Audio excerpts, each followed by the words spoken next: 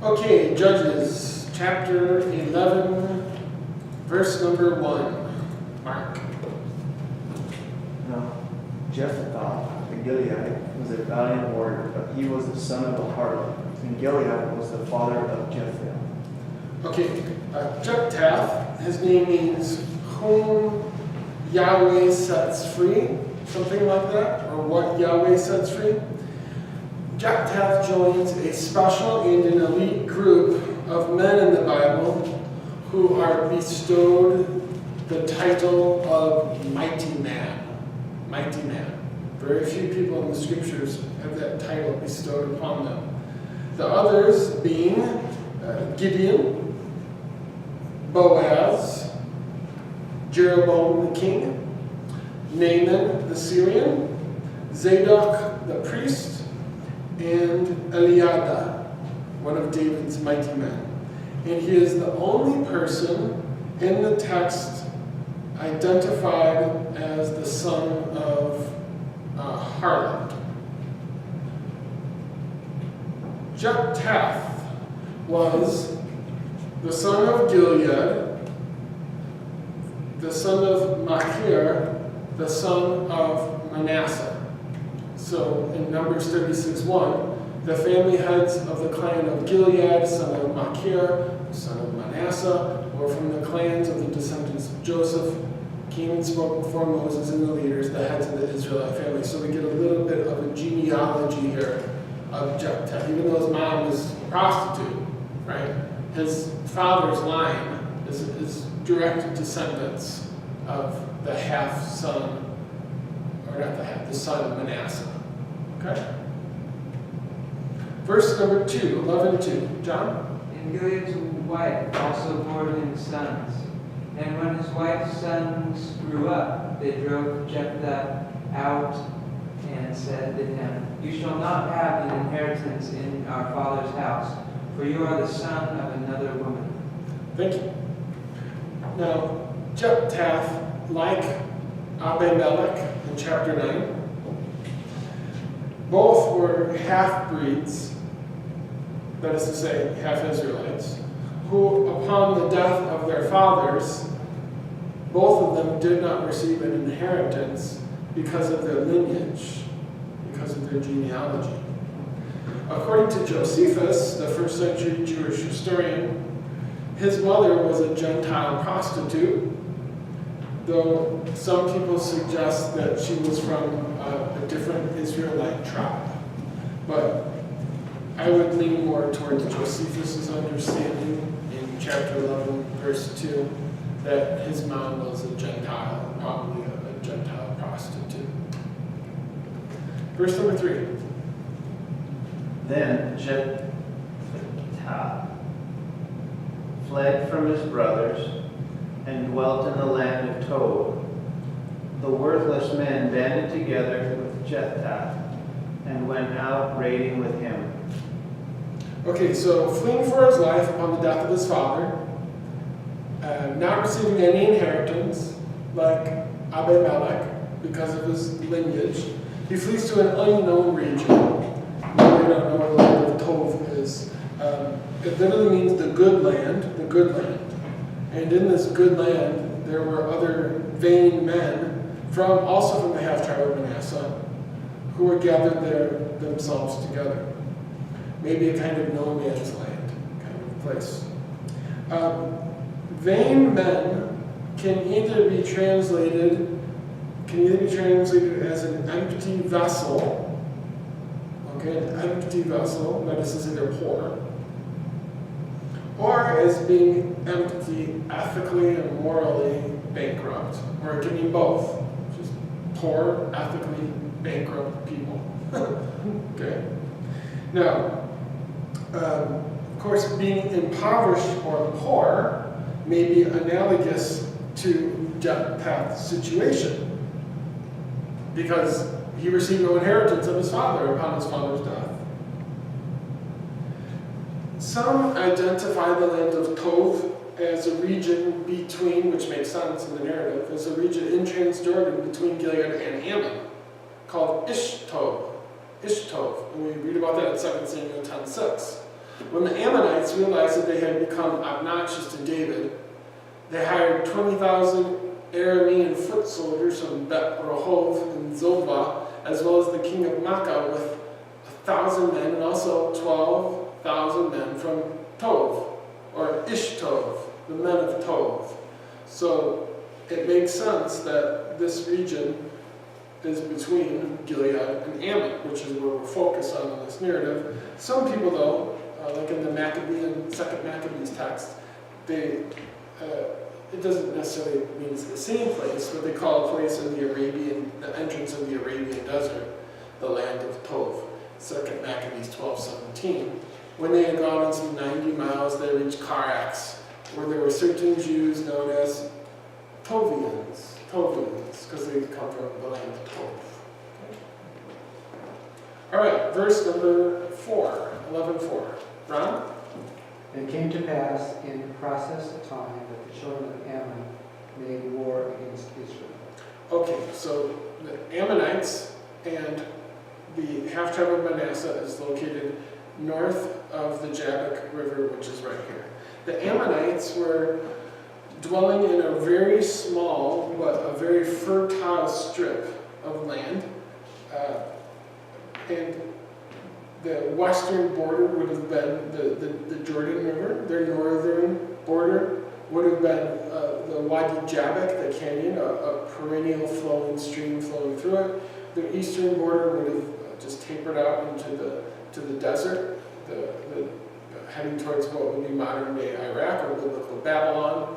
And then their southern border would have fluctuated about somewhere in this region around here in the vicinity of maybe like the Table of Moab or something like that.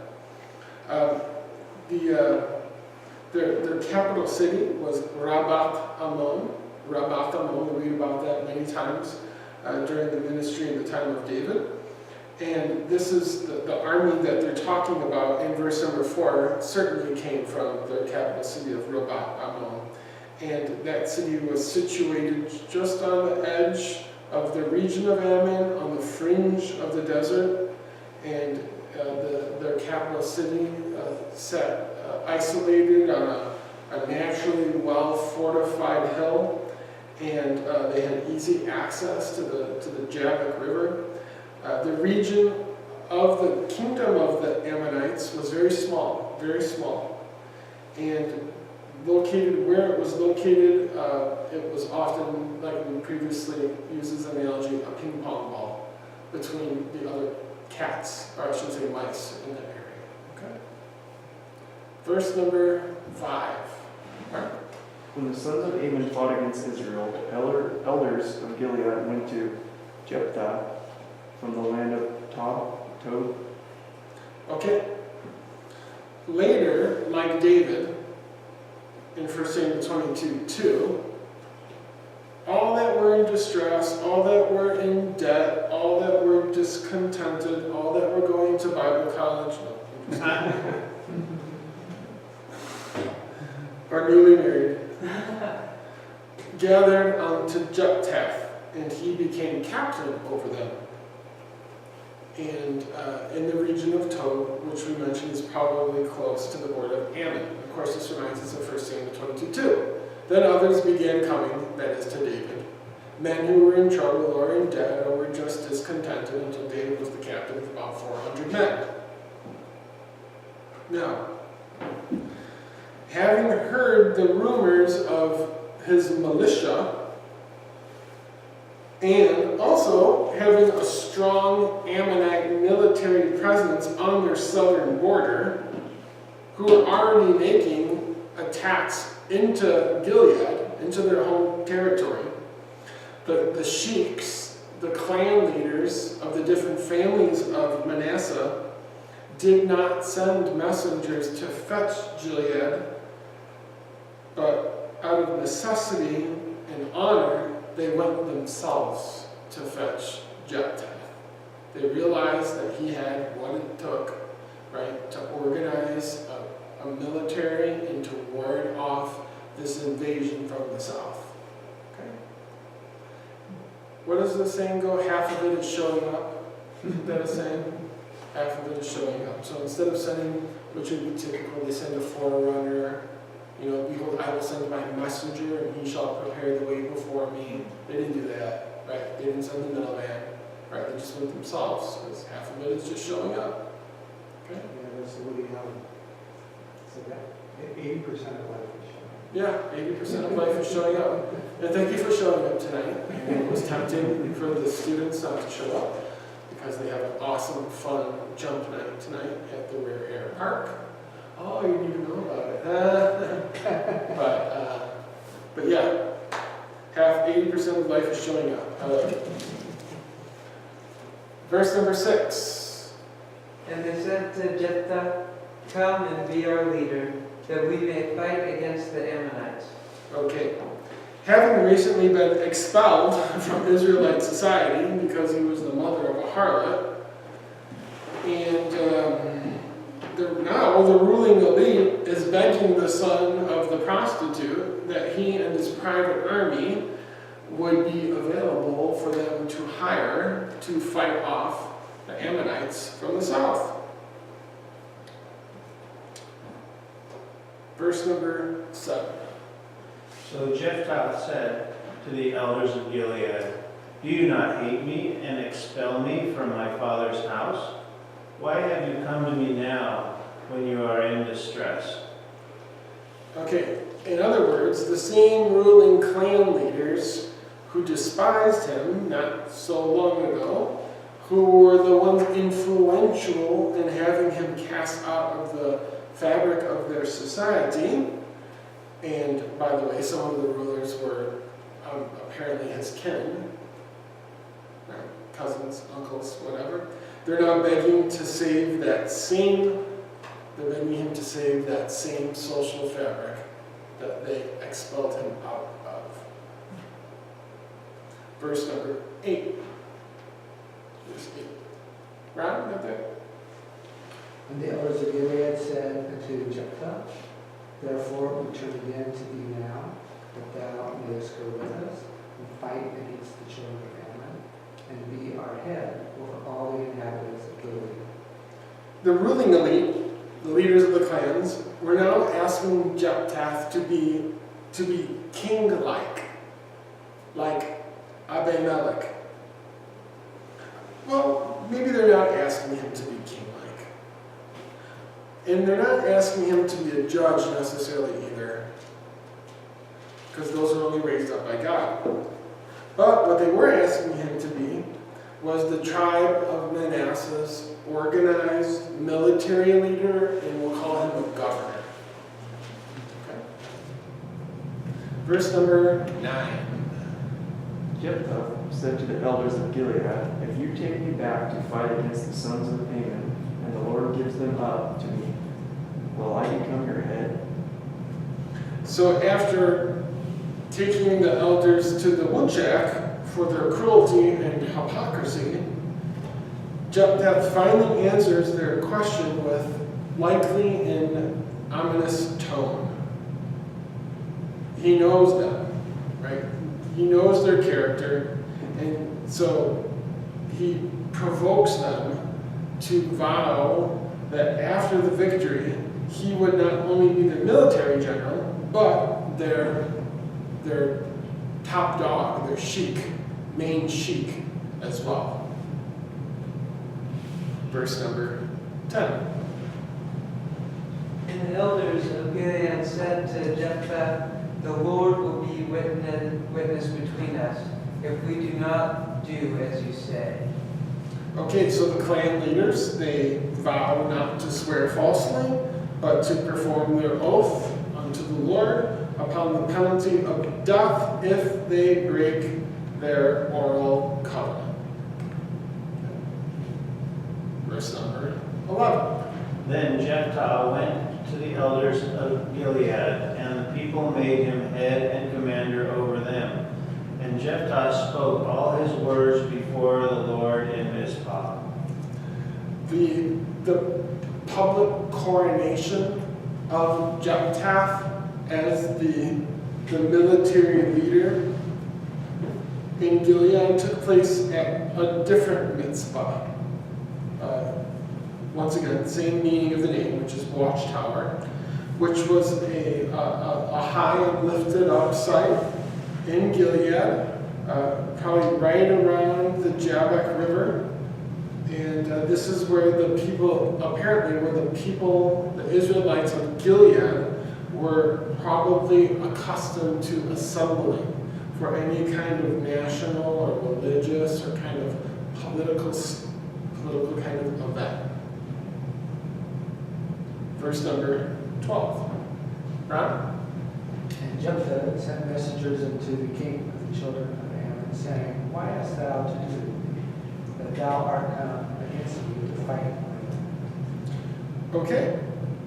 So, Jephthah is following the Mosaic Law. The Mosaic Law's code of the law of warfare.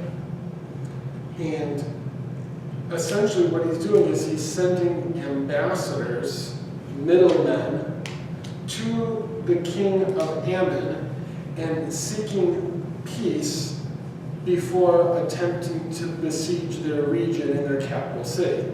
So the Mosaic law of warfare that he's basing this off of is in Deuteronomy 20, 10 through 12.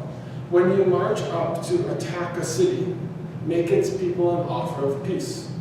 If they accept and open their gates, all the people in it shall be subject to forced labor and shall work for you. If they refuse to make peace and they engage you in battle, lay siege to that city. Verse number 13. Mark?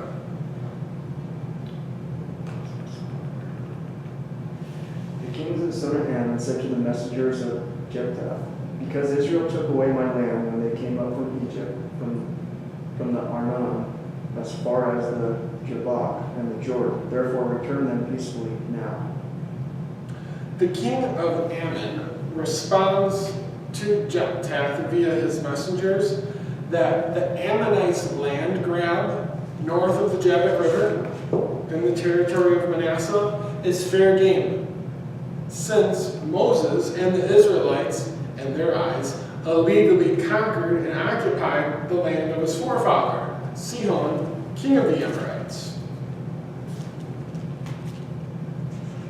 The Arnon, which you can see on the map here, and the Jabbok, which you can see right here, are two of the four main wadi systems, east-west wadi systems in Transjordan.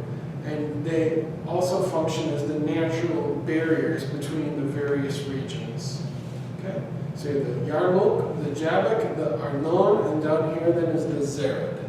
The four main east-west.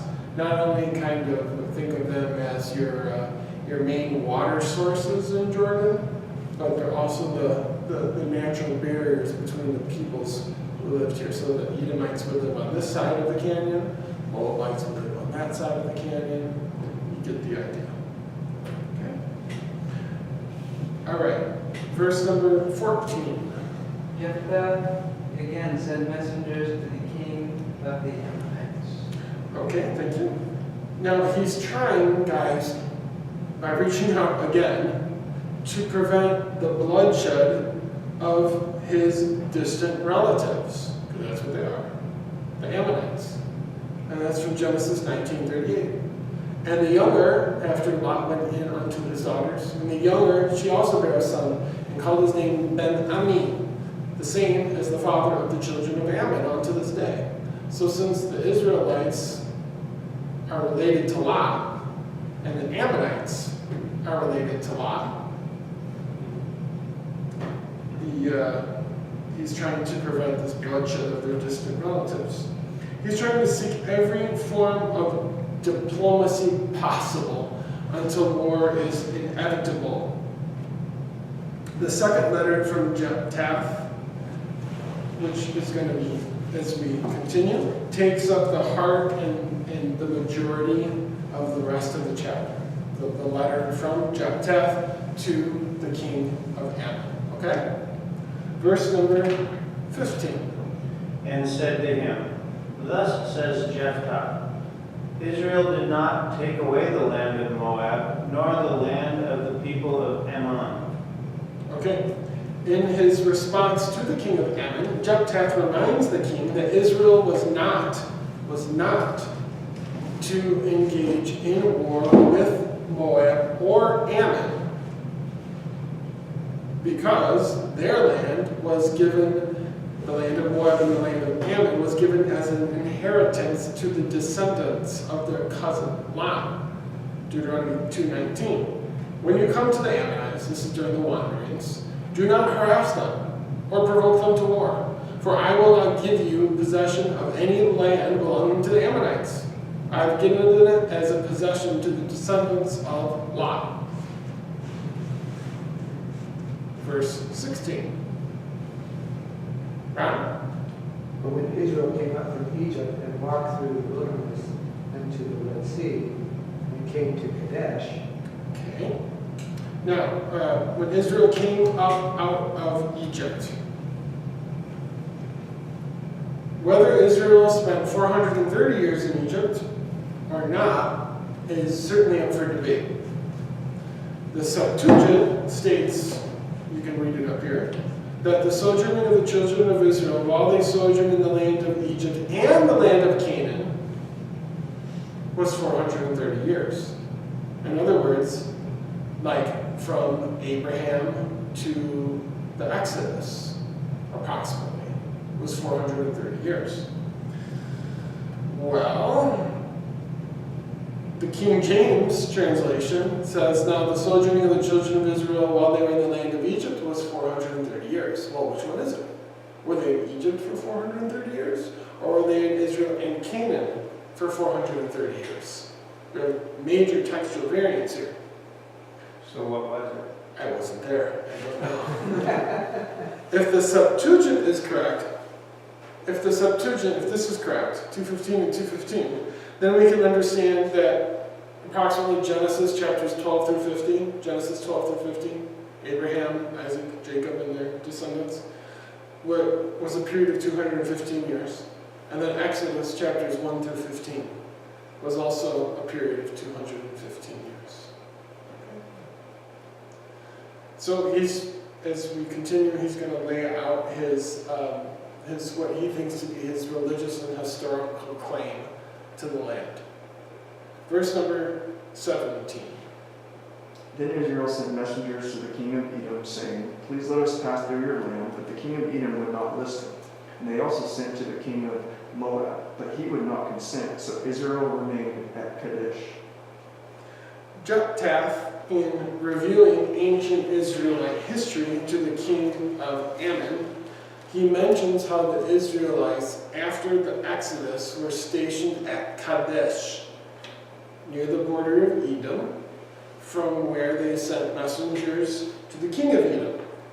The king of Edom would have been the son of, or the descendant of Esau, their relative through Isaac.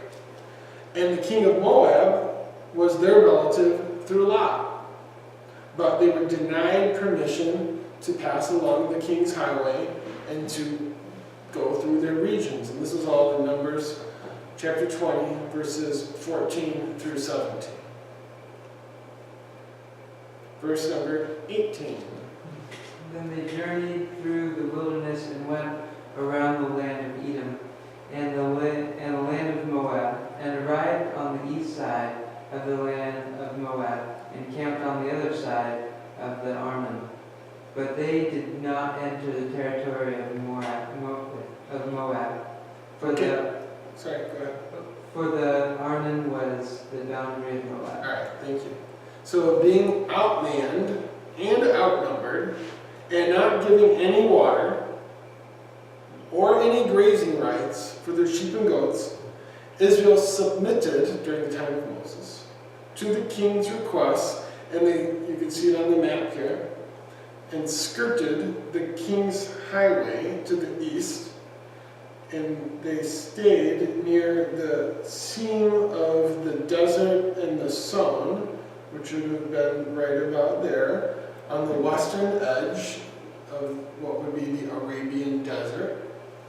And they encamped eventually right around here on the northern side of the Arnon. The Arnon, which we read about in verse number 11, and the Arnon is one of the four great east-west, not only main water sources or canyons or valleys, but boundary markers. Verse number 19. Then Israel sent messengers to Sihon, king of the Ammonites, king of Heshbon. And Israel said to him, "Please let us pass through your land into our place." Israel was asking Sihon, at his capital city, for permission to pass through the Arnon River to the King's Highway, and then from there, as you can see from the map, head north to the Medeba Plateau, and then to use that as the springboard to enter into Jericho. That's what they're asking permission for. Okay? Verse number 20. Ron? But Sihon trusted not Israel to pass through his coast. But Sihon gathered all his people together and pitched in Jahaz and fought against Israel. Contesting Israel from passing through the region, the king of the Amorites gathers his forces together at a site called Yahaz. Yahaz. And that literally means to trample down, And it was probably some kind of major threshing floor. Because that's what a threshing floor is, a place that's trampled down. And it is the back door into the land of Moab, which is right here. It's a city that is stationed on the eastern edge of the Arnon River. We know that from Numbers 21-23. Well, let's continue with this Israelite history lesson that Jephthah is giving the king of Ammon in verse number 21. The Lord, the God of Israel, gave Sihon and all his people into the hands of Israel, and they defeated him. So Israel possessed all the land of the Amorites, the inhabitants of that country. Okay, Sihon was the king of the Amorites. Amorites means something like Westerners. And apparently, he was not the king of Moab, and was likely therefore a conquering king who came from the east and who subdued this region shortly before the time of Moses. Now, upon conquering his region, the Israelites then allotted the territories for Reuben, for Gad, and for the half-tribe of Manasseh. Nevertheless, Israel now, in their thinking, now has a divine claim of ownership to the region. Because not only they defeated the Amorites, but Yahweh defeated Chemosh or Molech or Baal or whoever. So they think they now have a divine right to inherit this land. Okay? Verse 22. And they took possession of all the territory of the Amorites from the Arnon to the Jabbok, and from the wilderness to the Jordan. Thank you. By divine right, Israel, in their thought and practice, now becomes legal heir of this previously disputed land. And the reason they became legal heir is because in their thinking they won the battle fair and square, and their God is bigger than their God, and so we win. Now, this disputed land contained the region of the Ammonites, who was our subject matter, probably some 200 or so years after the first Israelites under Moses came in and conquered it, up to where we are during the time of Jephthah. Okay? Something like that. Verse number 23. And now the Lord God of Israel has dispossessed the Amorites from before his people Israel. Should you then possess it? Thank you. Israel was now the lawful and the rightful possessor of the region of the children of Ammon. Therefore, it was not Israel, but Ammon who came against them in their thinking to fight against them and their land. It's the Ammonites who are doing the provoking, because the Ammonites are trying to conquer our land, which was given to us by some kind of divine right. That's how Israel was thinking. Okay? Verse number 24. Ron? Wilt not thou possess that which Shemos thy God given thee to possess? So whomever the Lord our God shall drive out from before us, them will we possess. Okay, so as I previously mentioned, the thought and practice of the ancients in the ancient Near East, this upcoming battle was a war of the gods and the kings. By the way, if you haven't seen the movie Gods and Kings, which came out about a year or so ago, about the Exodus, starring Christian Bale as Moses, it's okay. It's okay. Yeah, it's interesting. Bale. Christian Bale. Yeah, Christian Bale. That's kind of a funny name, but yeah, it's funny. The national god then of the Moabites and the Ammonites is the previously mentioned Chemosh, who we're looking at here, and his name means conqueror, conqueror, and he's pitted against Yahweh. Now, Israel claims to have as good as a claim to the land that was given to them by Yahweh in battle over Sion as the Amorites think they have given to them by their idol Chemosh, when the region later ended up back in their possession. Verse 25.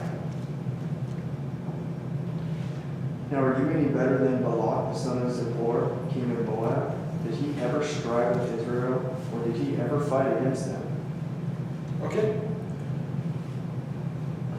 With all the power and all the military might of the Moabite army in its heyday, we're talking late Bronze Age, probably, during the time of Moses, okay? 1400 BC. And even with the hiring of the oracle of Balaam, his predecessors, the mighty Moabites, did not stand a chance against Yahweh. Right? So the thinking is, how much less this smaller empire? Does the king of Ammon have a better claim to the land than Balak, the king of the Moabites? Probably not. Some, though, conjecture that the king of Ammon was also ruling over Moab at this time, and that's why possibly Jephthah is bringing up Balak in here. And here is an artist's rendition of the previously mentioned inscriptions found at Tir del Allah. Right, here's one of the walls that I mentioned to you, right? They had the 4 blocks, and then divvied up in red, and then written in black, and the special words were written in red, and one pile was found here, so this wall fell that way, this wall fell that way during the earthquake, probably during the time of the king of Uzziah. Okay. Verse number 26. John. Well, Israel lived in Heshbon and its villages, and in Oer and its villages, and in all the cities that are on the banks of Arnon for 300 years. Why did you not deliver them within that time? Okay, this is well, they're all important verses, but this is an important verse. Zeroing in on the inheritance of Reuben and Gad, 2 of the 3 tribes, east of the Jordan River, located in the heart of Moab, Jephthah is now giving us a chronological peg by stating that Israel has been dwelling in Transjordan for 300 years since the conquest of Joshua. Now, some suggest that chronology is available to be reconstructed within the text itself. That is to say, Joshua governed for 28 years. Okay? We know Othniel judged for 40 years. Judges 3:11. We know that Ehud judged for 80 years, Deborah for 40 years, Gideon for 40 years, Abimelech 3 years, Tola 23 years, Yair 22 years. And then there were 18 years of oppression by the Philistines and the Ammonites, and Jephthah, our current judge, reigns for 6 years, which equals exactly 300 years. Now, I think that's a pretty strong case that we should take it for what it says. All you have to do is add up the terms, the duration of the ministries of the judges, and include some of the years of oppression of the Philistines and the Ammonites, and include how long Joshua governed, which is also given, and you get exactly 300 years, which is what Jephthah states in verse number 26. Chapter 11, verse 27. Therefore I have not sinned against you, but you wronged me by fighting against me. May the Lord, the judge, render the judgment this day between the children of Israel and the people of Ammon. Okay. Supporting Israel's religious and historical claims to the contested land in Transjordan, and he's doing it through a very summarized, thumbnailed sketch of their history, of their Israelite history. Jephthah now proclaims that Yahweh will be with the nation who has the correct claim to the land. Verse number 28. Albeit the king of the children of Ammon hearkened not unto the words of Jephthah, which he sent him. The rehearsal of Jephthah has apparently fallen upon deaf ears. Therefore, he certainly at this point in time commits to war. Commits to war between Israel and Ammon, between Yahweh and Chemosh. That's Chemosh. Okay? Verse number 29. Now the Spirit of the Lord came upon Jephthah, so that he passed through Gilead and Manasseh. Then he passed through Mizpah of Gilead, and from Mizpah of Gilead he went to the sons of Ammon. Okay.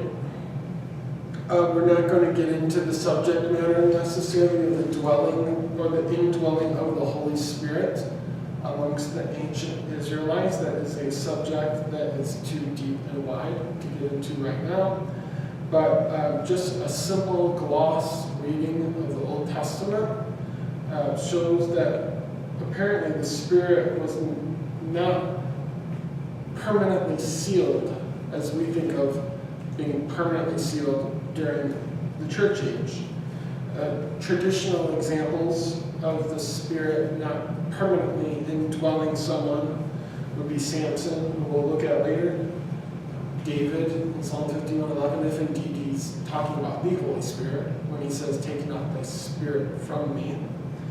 But nevertheless, Jephthah is cloaked with the Spirit. He's cloaked literally. Cloaked with the Spirit of God for this extraordinary measure. Jephthah and his forces are going to make their way from the Dome of Gilead to commence the war in northern Ammon. Right around here is where the battle is going to take place. Okay? Verse number 30. And Jephthah made a vow to the Lord and said, "If you give me the Ammonites into my hand." Okay, that's an odd verse break. Thank you, Robertus Stephanus, in 1551 AD. In the book of Moses, in the portion concerning the law of vows, it is clearly stated the gravity of this declaration. Numbers 32. If a man vows a vow to the Lord, or swears an oath to bind himself by a pledge, he shall not break his word. He shall do according to all that proceeds out of his mouth. So so far, kind of reading in between the lines then, Jephthah seems to be somewhat Torah observant. He's following the Mosaic law code of military expectations. He's vowing a vow, he's going to keep the vow, so well, we'll see what happens. Verse number 31. Oh. Then it will be that whatever comes out of the doors of my house to meet me, when I return in peace from the people of Ammon, shall surely be the Lord's, and I will offer it up as a burnt offering.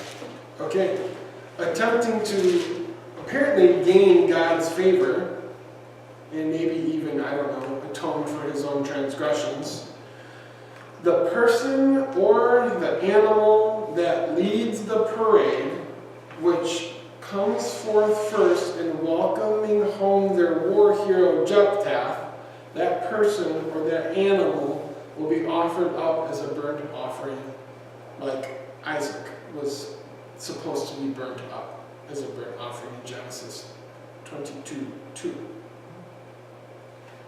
Verse number 32. Ron. So Jephthah passed over unto the children of Ammon to fight against them, and the Lord delivered them into his hands. So Yahweh, being on the side of the victorious Israel, he now confirms Israel's religious and historical claim to the land, and by defeating Chemosh and the Ammonites, and the whole battle or battles is just thumbnailed sketched or just summarized in just this one statement in verse number 32. The verse marks the fourth S in the cycle of Jephthah, which is salvation. Verse number 33. He struck them with a very great slaughter from Aroer to the entrance of Menith, 20 cities, and as far as Abel Cameroon. So the sons of Ammon were subdued before the sons of Israel. Okay, we do have a slight unpacking of the parameters of the victory. The conquest of Jephthah provided the reclaiming of the land of all the tribes of Israel in Transjordan. So all the tribes of Israel in Transjordan had now reclaimed their land allotted to them during the time of Moses. The breadth of the conquest is given in place names. Here's Aroer, and this would be the southern point or the northern point in Moab, and Manit, which is eluded geographers, is likely a town that is north of the capital city of the Ammonites, right here, Rabat Ammon. The only other mention of Manit, which is mentioned in this verse, is in reference to Ezekiel chapter 27. It's a city that is praised for its abundance of wheat, which it would export. Verse 34. Then Jephthah came to his home at Mizpah, and behold, his daughter came out to meet him, and with tambourines and with dances. She was his only child. Besides her, he had neither son nor daughter. Thank you. Returning to where the Israelites congregated during his coronation, and where the Israelites congregated on the eve of the battle, and it could probably also be the hometown of Jephthah, the victorious war is greeted, according to the custom and mannerisms of the time, with singing and dancing, like David was greeted with singing and dancing as he entered into Jerusalem. But to his horror, his only begotten daughter, who Philo, the plus or minus first century, he's a little bit before Jesus. Philo, the Jewish expert in Alexandria, Egypt, records was named Sila. But to his horror, his only begotten daughter must be offered we think, as a whole burnt offering to Yahweh, which would make Yahweh no better than Chemosh, because Chemosh would have had children sacrificed or offered to him quite often. Well, let's see what happens. Maybe we can wiggle out of this someday. Maybe not. Verse 35. And it came to pass, when he saw her, that he tore his clothes and said, Alas, my daughter, you have brought me very low. You are among those who trouble me. For I have given my word to the Lord, and I cannot go back on it. Thank you. As was the ancient Near Eastern custom, the grieving father expresses his deep inward grief with the outward expression of renting his garments from top to bottom. Of course, this was done by Jacob in Genesis 37:34, when he heard the rumor that his son was dead. And of course, maybe more indirectly, it was also done by God the Father, who rent his garments when the temple veil was ripped from top to bottom, ripped open upon the death of his son. Coming off the thrill of victory, his spirits are now sunk, having faced troubles from his brethren, from the Ammonites. This is his greatest trouble, knowing that he cannot go back on his vow. Verse 36. Johnny, want to do that one? And she said to him, My father, you have opened your mouth to the Lord. Do to me according to what has gone out of your mouth. Now that the Lord has avenged you on your enemies, on the Ammonites. Now, quote unquote, if, my father, if you have opened your mouth unto the Lord, if should certainly be deleted from the King James Version, as there is no expression of this in the original language. Okay? My father, you have opened your mouth unto the Lord. There's no if there. The daughter, being an observant and faithful Israelite, commands her father to perform his vow unto Yahweh. With victory over the oppressing Ammonites to the south are gone, the virgin gave no thought to her own life, only to blessing God and giving glory to him. Verse 37. Wow. Then she said to her father, Let this thing be done for me. Let me alone for 2 months, that I may go and wander on the mountains of bewail my virginity, my friends and I. Okay, knowing her fate, the wise young lady requests some time in order to contemplate in solitude, and also certainly to mourn and to dread the fact that she will never do all little girls in ancient Israel probably aspired to, was to be a spouse and married and to have little kids. Verse 38, Brown. And he said, Go. And he sent her away for 2 months. And she went with her companions and bewailed her virginity upon the mountains. Okay, here we have an excellent example of some Jewish expositors' liberal usage of allegorical interpretation. Now, the Midrash Tanhuma, claims the mountains the girls retreated to weren't actually mountains, but was really the Sanhedrin, which, by the way, didn't exist yet, wherein she saw a clause from the high ruling court to somehow find some kind of legal way to wiggle out of or to escape from her cruel fate. Okay? And the reason we have the Midrash spinning an interpretation like this is They can't come to the grips of a hero of the faith. Jephthah is mentioned in the Hall of Faith. I mean, he's a hero of the faith. How could a hero of the faith take his only begotten daughter and, well, we'll see what happens. Verse number 39.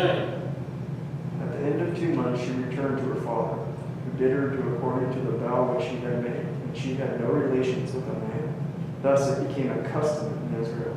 Another terrible, absolutely terrible verse break, but nevertheless, we are stuck with the current verse divisions. After her 60 days of mourning, she obediently, like Isaac, submitted to her father and was apparently dreadfully offered up as a whole burnt offering. Though, hold on, others understand this to mean that Jephthah, exiled her from the community with the provision that she should never marry. Which way would you go? And it came to pass at the end of 2 months that she returned unto her father, who did with her according to his vow which he had vowed, and she knew no man. I think if you just take the normal little grammatical, historical understanding of the vow, is that he did it. He offered it up. One more verse in the chapter. One more verse. Johnny? That the daughters of Israel went year by year to lament the daughter of Jephthah, the Gileadite, 4 days in the year. Okay. This event so shook the foundations of the fabric of ancient Israelite society that for ages the women of Israel went to praise the life, the courage, the chutzpah of his daughter and to mourn the death of the daughter of Jephthah. Now, some 1,700 years later, 1,700 years later, a church historian, Epaphroditus, in the Byzantine period, mentions that the inhabitants of Sebastia, which is ancient Shechem, had deified the daughter of Jephthah and celebrated an annual feast in her commemoration. So, in the world of the Bible, this conservative, slow-paced, tight-knit society, the fantastic event and the notorious persons involved in the event, the myth, for lack of the legend, the lore, right, for 1,700 years later continued, albeit changing religions and changing place names of where it happened, but the power of the emotion of the narrative, right, continued for millennia.